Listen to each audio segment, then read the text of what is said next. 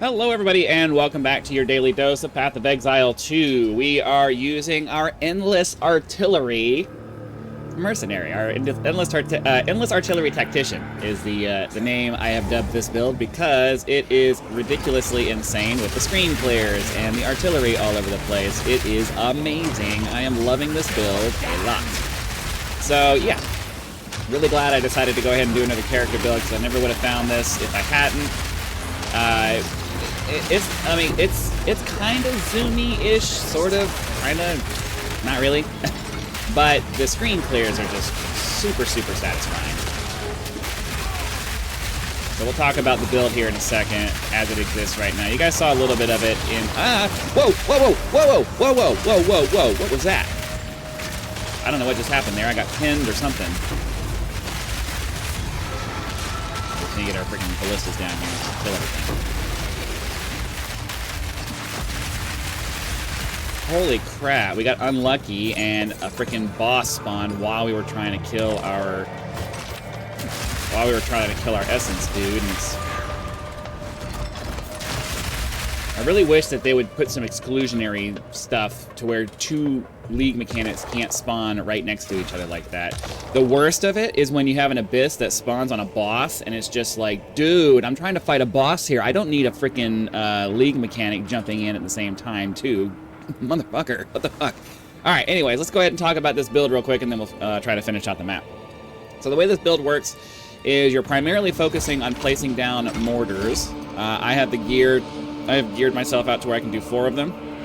They shoot grenades. They shoot explosive grenades with a bunch of supports on them. I'll put a link in the build so you can see what specifically they are. And then you shoot an explosive shot with Nova projectiles to shoot it all over the screen so that wherever the grenades happen to be, they explode. And the explosions cause chain reactions with other grenades that cause explosions, and you get these nice big fat screen clears.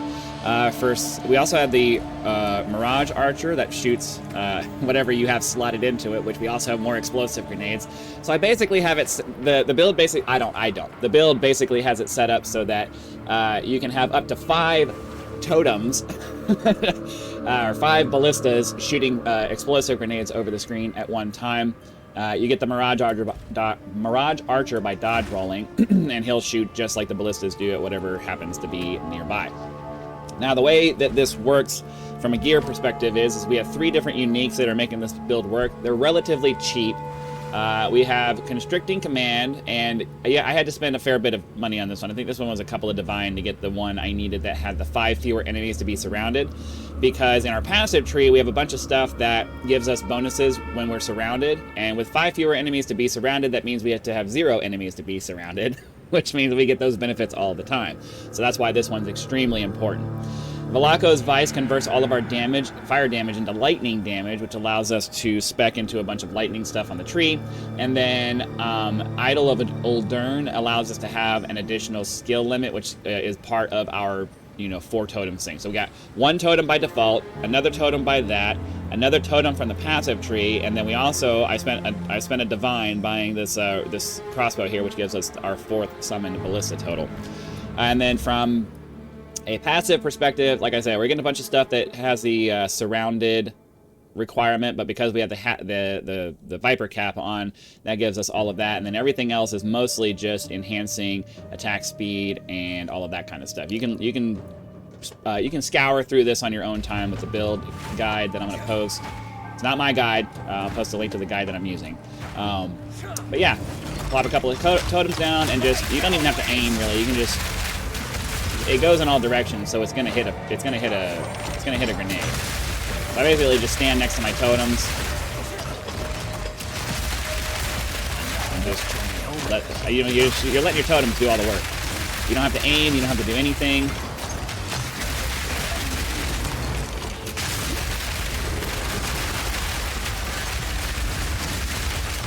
You just let the totems do all the work. For the most part, it works out really nice. Now, again, like most things that have nice big fat screen clears on it, invisibility sucks, so you are in danger while your grenades and stuff are going off from not seeing something on the ground that could, insta-kill you. So more than once I've died because I didn't see some kind of like really powerful, timed explosion thing going off because of the fire that I had all over. good thing. So it's something you have to keep in mind as you're using the build. This guy's over here. Let's go this way.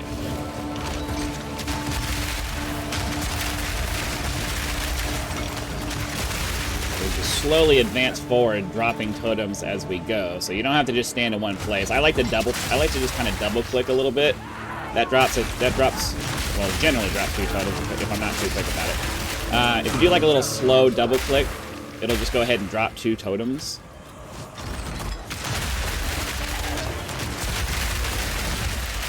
And you can just kind of advance forward that way when there's a bunch of enemies.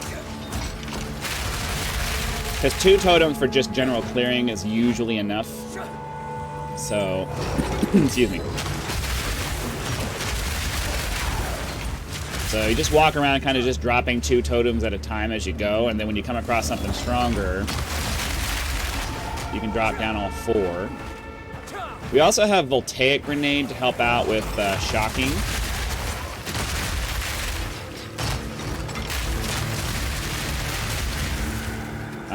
So it just adds another little, or I'm sorry, it helps with electrocution. So one of the things, I'm sorry, I forgot to talk about the Ascendancy and why this build is pretty awesome. So we took the Suppressing Fire and right where we want them ability, because there's a I think there's a passive somewhere or something that where all of our projectile damage contributes to pin buildup. I don't remember. It's either a passive option or it's an item. I don't remember where it was. I remember seeing it in the build, but I don't remember where it is. Anyways, all of our projectile damage contributes to pin buildup.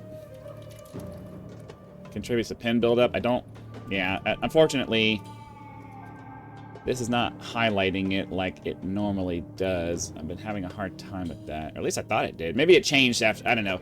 Originally it was. Anyways, the point is that the Ascendancy is basically crowd control on steroids. We build up a bunch of pin, and then once they're pinned, they're frozen in place, so it acts like electrocute. And then we also have, for bosses at least, the Voltaic Grenade that we put on there. And that helps if we can get them electrocuted with that. They're being pinned, and then they're being electrocuted, and they spend a fair portion of their of a boss fight. The bosses spend a fair portion of their fight just kind of standing there because they can't do anything. So,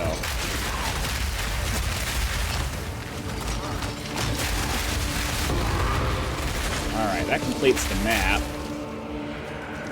Let's go over here and do this breach. Should be reasonably cake.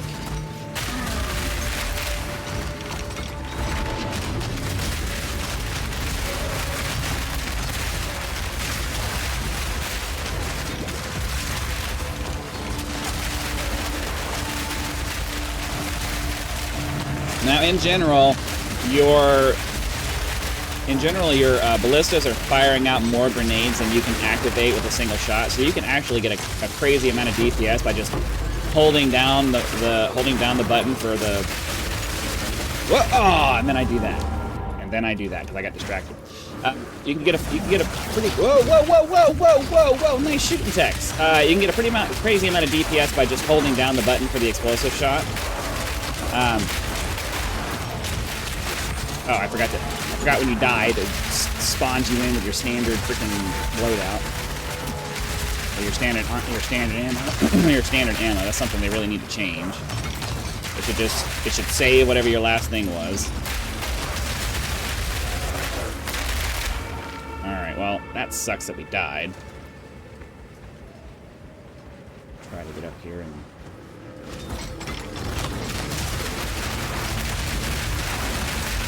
I do have the tree thing that allows. Oh, come on! I'm just trying to get the class camp. I'm gonna get this before the thing closes. I do have the Atlas passive that makes the breaches open and close slower. That gives you a little bit more time to. A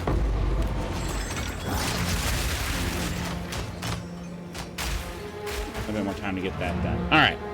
So I'll be right back. Alright, even when you're off here, you're not off. So, let's go ahead and get this stuff identified. Birth of Fury Doesn't look like it's worth anything. I do have Exiled Exchange that I'm using. It doesn't pop up as an option when you guys... Like, you guys can't see it because it's a separate program. Oh.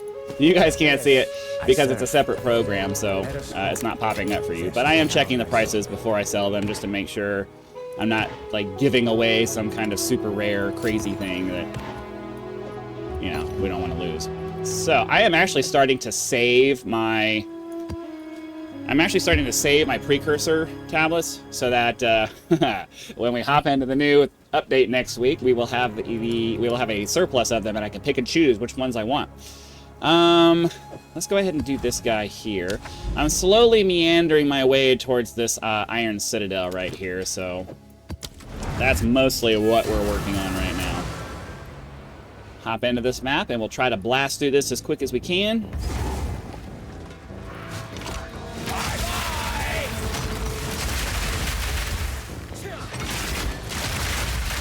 Just toss down 2 at a time as we go.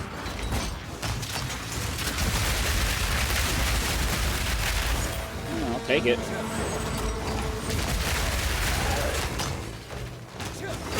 Got a little carried away there. I think we can go this way.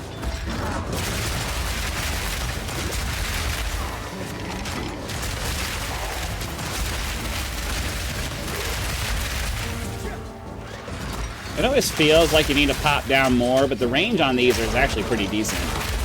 And they fire at a high enough rate that most of the time you don't even see it happening, but there ends up being grenades where you want them to be by the time you actually, you know, want them to be there.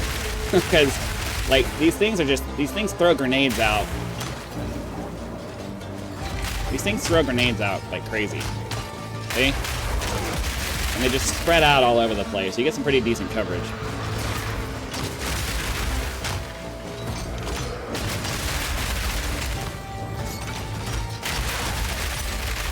Let's see. Let's go this way.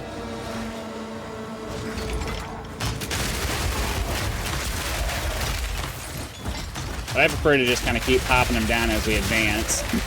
So that way we're getting as much coverage as possible. I have enough mana regen to be able to sustain just kind of popping them down every once in a while. Popping a couple down every, like, few seconds. Bye-bye!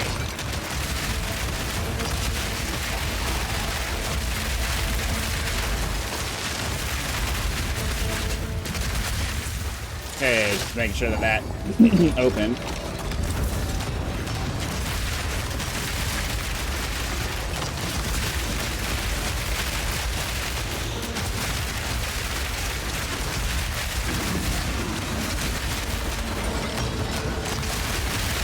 Anytime I'm going to sit in place for a little bit, I always just plop down 4 because having 4 of them out there does increase the speed at which you clear things. Obviously, more grenades means more damage. Didn't really get anything out of that.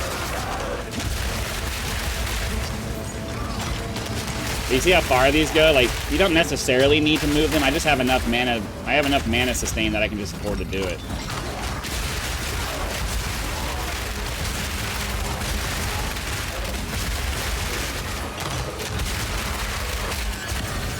Takes care of that. I never... Oh crap, oh crap, oh crap. Somehow, I hate it when I get stuck like that. It's really frustrating.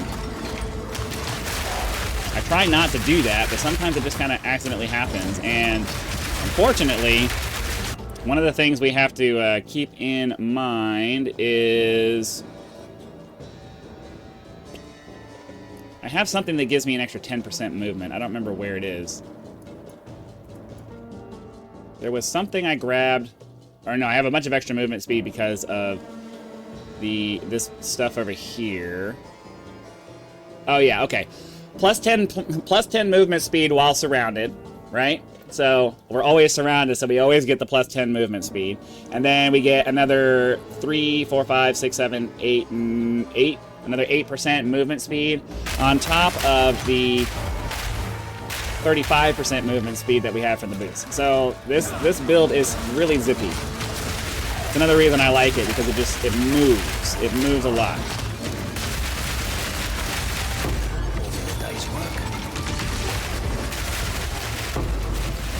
Okay, grab that, and then we'll finish off these dudes over here so we can complete this ritual.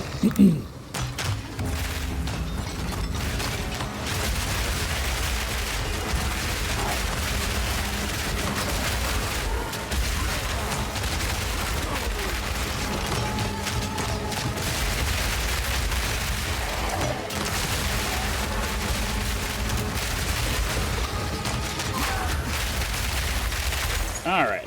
Normally by the second one, there's what you're gonna know what's here. Omen of Corruption. I think we're actually gonna grab both of these. Well, I don't know. I don't really know how much they're worth, but we'll find out.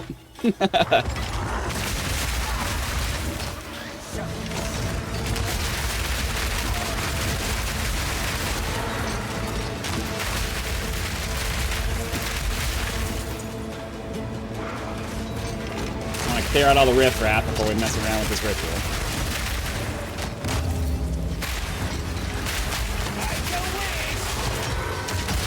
I gotta remember to dodge rolls and activate that. It's a bunch of DPS that's just getting left on the table when I don't.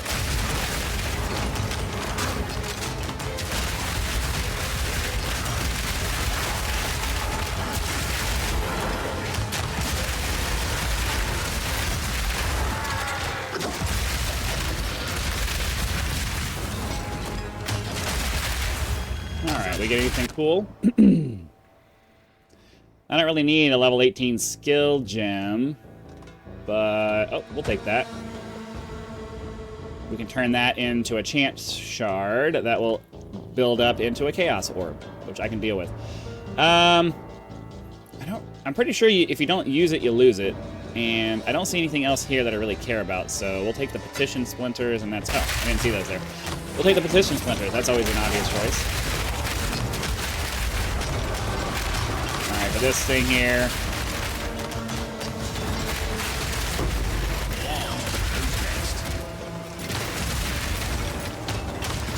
so yeah, we'll just advance, popping down 2 at a time as we go. That way we always have 4 as we're moving up through this. You see how they just end up standing there and not doing much? Ah, here we go, an Abyssal Death. We'll take it. Might as well. Generally, this character will breeze through these, assuming I don't get hit by some random BS.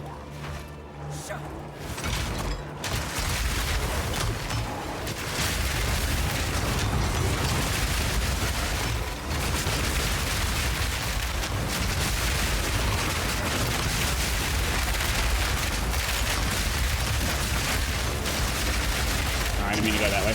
I'm too busy focused on the monsters and not paying attention to the map.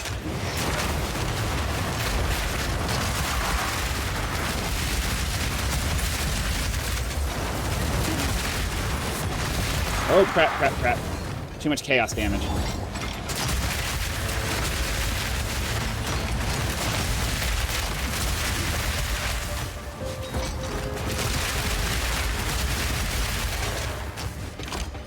I can't go that way.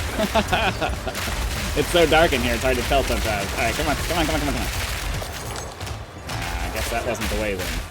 I have a feeling that this is going to be one of those ones... oh, never mind. I stand corrected. I was gonna say, I have a feeling this is going to be one of those ones where you have to go down and to the left. I guess not. It's up and to the left. It's always to the left, though.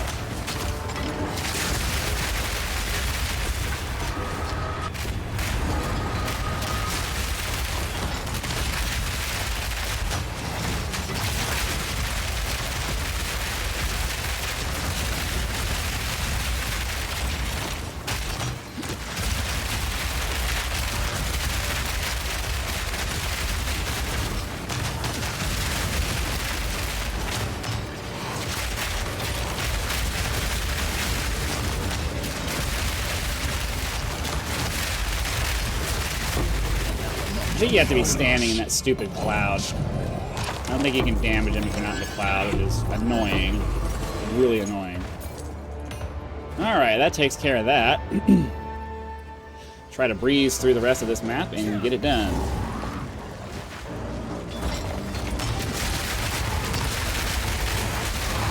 Oh, that was quick. All right, well, that's going to be the end of today's episode. Hopefully you guys had lots of fun. Be sure to click that like button, subscribe to help us reach 10,000 subscribers. Join as a member for early access to videos, among other perks, or you can just leave YouTube's version of a tip with that thanks button. I also have PayPal and Patreon links for those of you who prefer to go that route, because some people do like to go outside of YouTube to help out with channels. Excuse me. So that option is there for your convenience. So again, thank you very much for watching. Be sure to come back for our next episode, and I'll see you then.